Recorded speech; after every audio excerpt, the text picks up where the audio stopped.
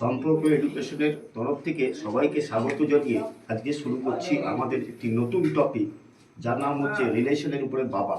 বাবা আমাদের অত্যন্ত একটি পরিচিত বাংলা শব্দ, যাকে ইংরেজিতে আমরা কীভাবে কতভাবে বলতে পারি।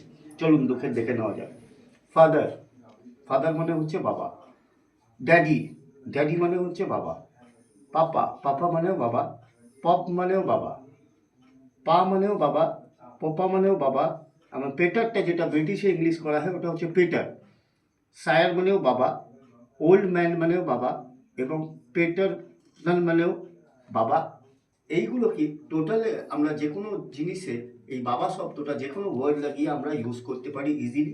তবে আমাদের ইন্ডিয়াতে বা এশিয়া প্যাসিফিকে ফাদার, ড্যাডি, পাপা বা পোপ শব্দটি বেশি চলে। পোপ শব্দটির অর্থ আমাদের খ্রিশ্চান মিশনারি থেকে এসছে, যার নাম হচ্ছে চার্চের পাদ্রী, যাকে ফাদার বলা হয়। আশা করি আপনাদের তথ্যটি ভালো লাগলে চ্যানেলটি লাইক করবেন, সাবস্ক্রাইব করবেন, ফলো করবেন। দেখা হচ্ছে আগামী ভিডিওতে। ততক্ষণের জন্য নমস্কার।